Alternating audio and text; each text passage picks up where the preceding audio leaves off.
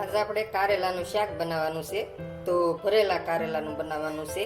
નથી બાફવાના કે નથી નિમક નાખીને રહેવા દેવાના, ડાયરેક્ટ બનાવવાનું છે.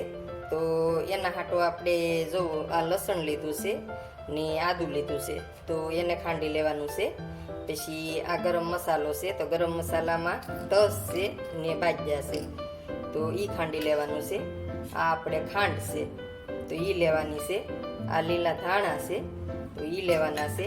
ને આ આપણે માંડવીના દાણા છે તો આની ખાંડી લેવાના છે.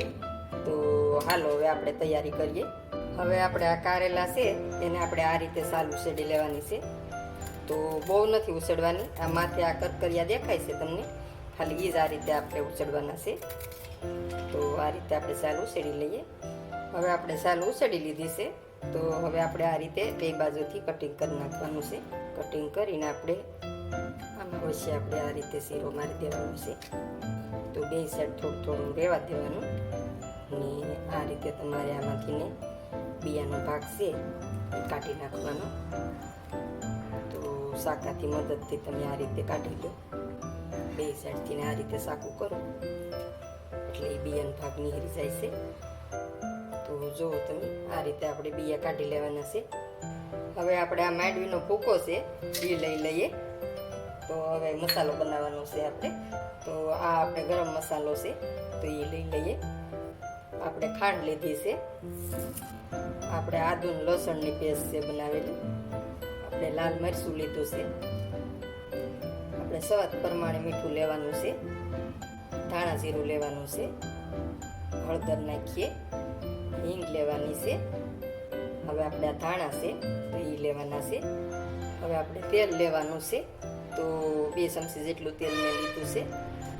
હવે આપણે બધો મસાલો છે એને આ રીતે આપણે હાથે કરીને મિક્સ કરી લેવાનો છે બધો.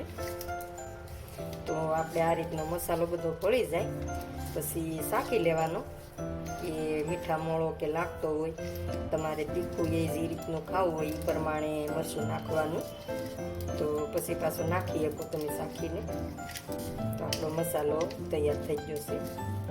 ખાંડ નાખો થોડીક એટલે ગળેટું શાક થાય ને સારું લાગે કારેલાના શાકમાં. ખાંડ ન નાખવી તો ગળી નાખી શકો તમે. હવે આપણે આ કારેલાને સીરી લીધા છે તો એ લઈ લઈએ. ને હવે આમાં આપણે મસાલો ભરી લેવાનો છે. તો આ રીતે આપણે મસાલો ભરી લઈએ. બી બધા કાઢી લેવાના, બી નહીં રહેવા દેવાના અંદર. તો આ રીતે મસાલો ભરી લીધો છે. તો આપણે બધા એમાં ભરી લઈએ. જેટલો આમાં હમણાં એટલો મસાલો ભરી લેવાનો છે. ને જે મસાલો વધે એ આપણે ઉપર નાખવાનો છે. તો આ મસાલો આપણે વધ્યો છે એ આપણે ઉપર નાખશું. આપણે કુકર લીધું છે તો એમાં આપણે 3 પાવડા તેલ નાખવાનું છે. તો કારેલાનું શાક તમે બનાવો એમાં તેલનું પ્રમાણ વધારે થોડુંક રાખવાનું, તો શાક સારું લાગે. તો હવે તેલમાં આપણે કોઈ વસ્તુ નાખવાનું નથી. ને આપણે આ ભરેલા કારેલા છે તો એને આપણે આ રીતે મૂકી દેવાના છે. હવે આ રીતે આપણે મૂકી દીધા છે. હવે એને આપણે ધીમે ગેસે થોડીક વાર આ રીતે ઉપર ઢાંકણું ઢાંકી ને સડવા દેવાના છે તેલમાં. થોડીક વાર થાય પછી આપણે ઢાંકણું ખોલી દેવાનું છે.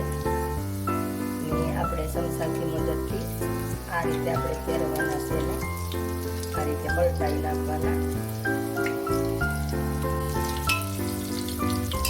આ રીતે હળવું પલટાવવાના છે. તો એ રીતે પલટાવતા જવાના હળવું હળવું ચમચાથી.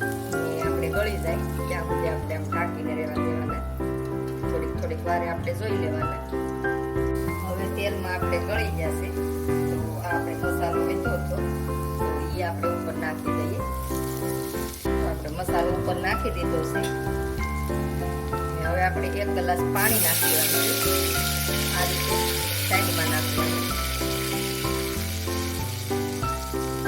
હવે આપણે આને હલાવવાનું નથી. આ રીતે આપણે ઢાંકણું ઢાંકી દેવાનું છે. ને ફૂલ ગેસે 3 સીટી થવા દેવાની છે. તો બની ગયું છે આપણે શાક.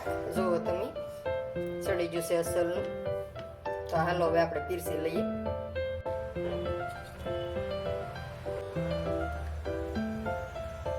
તો ભરેલા કારેલાનું શાક બની ગયું છે આપણે. જુઓ તમે બાફા વિનાનું.